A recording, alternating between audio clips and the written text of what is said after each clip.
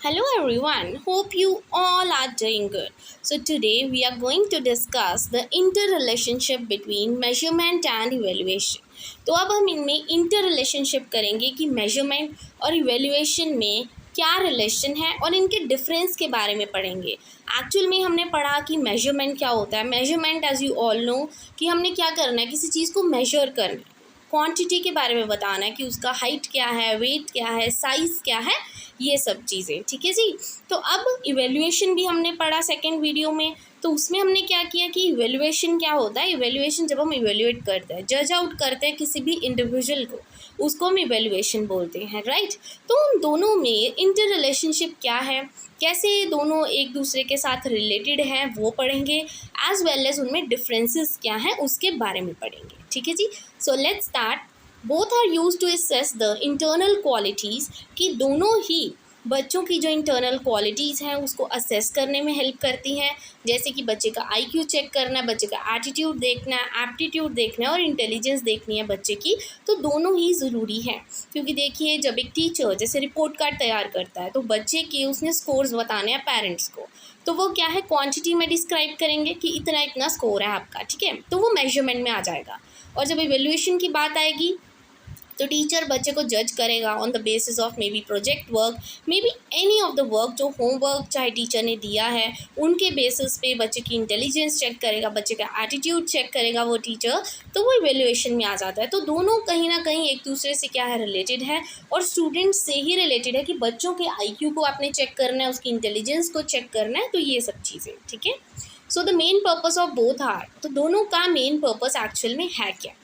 पहला, placement of the student, बच्चे की प्लेसमेंट के लिए उसकी एबिलिटी के अकॉर्डिंग। फॉर एग्जांपल जैसे कि कोई बच्चा है +2 में है या कोई कॉलेज में पढ़ रहा है, ठीक है, तो आप क्या करेंगे, जब तक आपको पता नहीं है कि वो बच्चे की एबिलिटी का क्या है, बच्चा कहाँ पे स्टैंड करता है, ठीक है, बच्चे की इंटेलिजेंस कितनी है, तब तक आप ये नहीं जज कर पाओगे कि वो बच्चा आगे जाके किस मतलब फील्ड में जाएगा या कहाँ पे उसको ज़्यादा बेनिफिट है। ठीक है, बट जब आपको एक बार बच्चे की एबिलिटी पता लग जाएगी, इंटेलिजेंस पता लगेगी, ये पता लगेगा कि वो बच्चा स्टैंड कहाँ पे करता है, तो आप क्या है ईजिली बता सकते हो कि आगे उसको वोकेशनल एफिशिएंसी के बारे में आप हेल्प कर सकते हो उसको कि कौन से वोकेशन में उसको जाना चाहिए।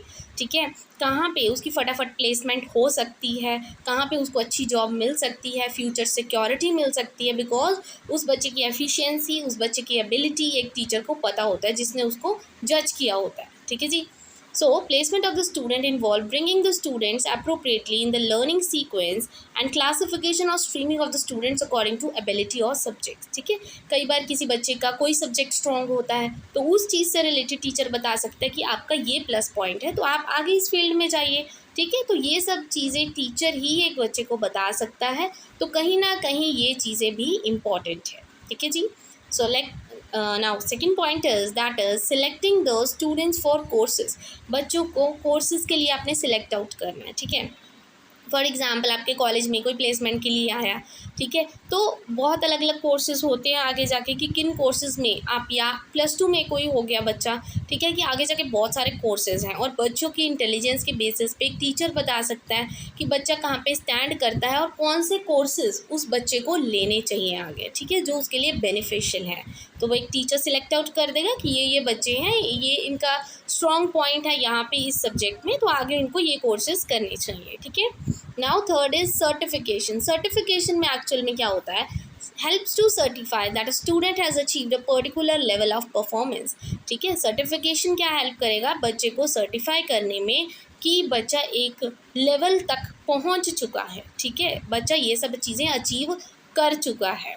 Then improving teaching, helping to review the effectiveness of teaching arrangements. इससे क्या होगा, आप अगर बच्चे को जज कर रहे हो तो कहीं ना कहीं उस टीचर को भी जज कर रहे हो कि उस टीचर ने उस बच्चे को क्या सिखाया है, बच्चे ने आज तक क्या सीखा है, ठीक है, कितना इफेक्टिव वो टीचिंग का मेथड रहा है। जैसे हम कहते हैं ना, इवेलुएट कर रहे हो आप, जज कर रहे हो, तो कहीं ना कहीं एक बच्चा नहीं, एक टीचर भी उससे रिलेटेड है कि कौन सा मेथड सबसे ज़्यादा इफेक्टिव रहा, जिस वजह से उस बच्चे की इतनी हेल्प हुई है।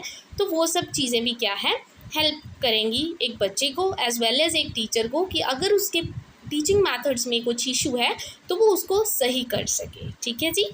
नाउ ये तो हमने किया इंटर रिलेशनशिप कि दोनों में रिलेशन क्या है। अब हम करेंगे दोनों में डिफरेंस क्या है इवेल्युएशन और मेजरमेंट में।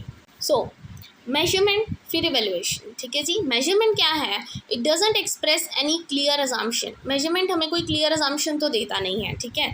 ये तो हमें बहुत ही क्लियर सी चीज़ है कि हम कुछ अज्यूम नहीं कर सकते एज इट इज़ जब मेजरमेंट करते हैं, क्योंकि क्योंकि हम अज्यूम कैसे करेंगे, वो तो साइज़ हाइट वेट की बात करते हैं ना, वो हमें मेजर करना पड़ेगा in the terms of quantity कि वो कितना है, ठीक है।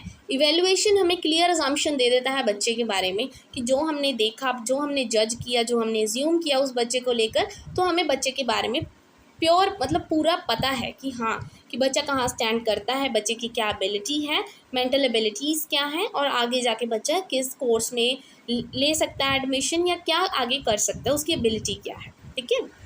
Next second is measurement, it doesn't require much energy and time. Measurement के लिए कुछ एनर्जी ज़्यादा कोई टाइम तो लगता नहीं है, सिंपल एज इट इज़ आपने क्या किया उस चीज़ को मेजर कर दिया कि ये इतने किलो है, इतने ग्राम है, ठीक है, इतने किलोग्राम्स हैं, कुछ भी लीटर मिलीलीटर्स हाइट वेट जैसे आपने इन चीज़ में उसको मेजर करना है, तो वो सब चीज़ें। एंड इवेल्यूशन में क्या है, it requires more energy and time. एक एक बच्चे को इवेल्यूएट करना, जज करना, एक एक बच्चे की एबिलिटी देखना, ठीक है, तो ये सब चीज़ों में बहुत ज़्यादा टाइम जाता है।